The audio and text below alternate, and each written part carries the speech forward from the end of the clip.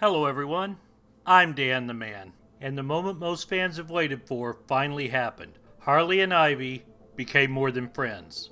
Or seemingly became more than friends. I guess next episode will confirm that for sure. But before I get into that and my thoughts on the episode as a whole, if you like this video, please consider liking, subscribing, leaving a comment, and sharing the video. It really helps this small-time YouTuber out. So what most will probably be talking about this episode, and what it will surely be remembered for by fans, was the ending. But how was the episode as a whole? Really good.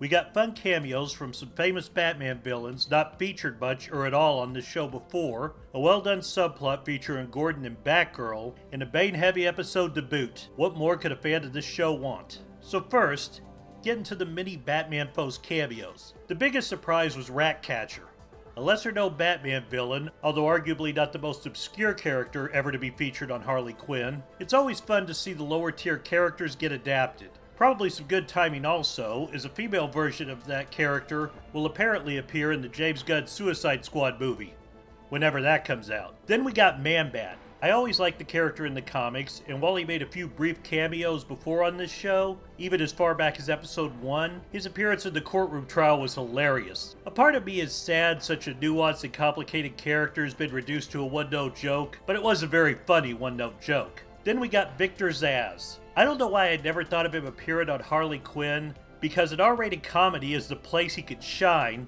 and he did.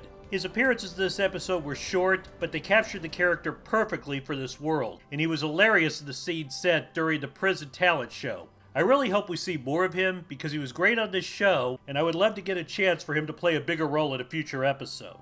Also, while we're talking about the prison talent show, I love George Lopez's cameo. I always enjoy when this show has people guest stars themselves. Obviously, celebrities playing themselves in an animated show is nothing new.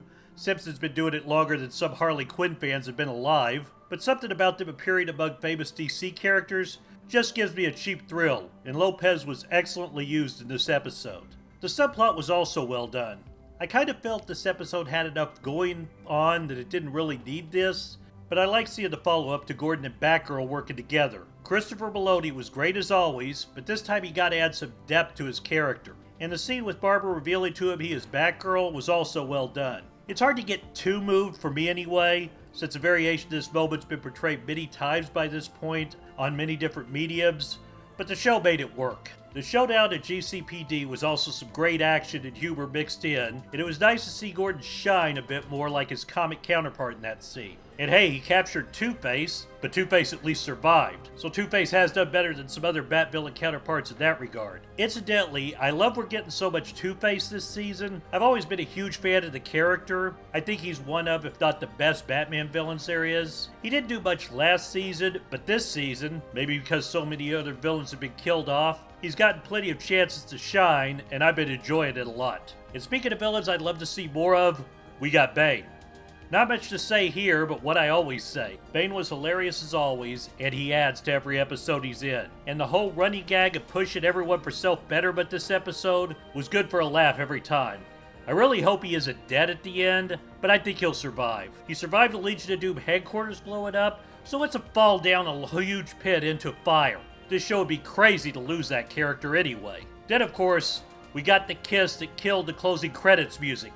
Incidentally, having the credits roll in silence after that moment was a nice touch. I'm sure that moment will be controversial, given whether or not Harley and Ivy should get together on this show has been hotly debated since the beginning of Season 1. I don't object to it at all. This is their relationship in the comics and something both characters have become known for. I honestly think anyone who didn't think they would get to that sooner or later was kidding themselves. While it was surprising when it happened at first, or rather it would be if unlike me you were not spoiled that was coming, but if you look back, the groundwork had been laid. From Freeze talking a couple episodes back to how true love is willing to do anything for the other person, to Ivy showing on more than one occasion she was willing to sacrifice for Harley, to Harley making that same choice at the end of this episode, and the general closeness and how this show is shown they make each other better together. While it was surprising without going back and looking at that, because it happened so suddenly, it did feel earned. And incidentally, this ending tells me once more why sometimes I think dropping the episode once a week works. Obviously, with this ending, we all would have eagerly watched the next episode ASAP to see what happened next. But there's something to be said for anticipation. There's also something to be said that this week of people talking about it online will likely help increase awareness of the show.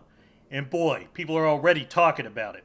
Thanks for watching. If you like this video, don't forget to check out these other videos by me, and I'll be back next week with my thoughts on both the latest episode of Harley Quinn and the premiere of Stargirl. I'm Dan the Man, and I'll see you next time.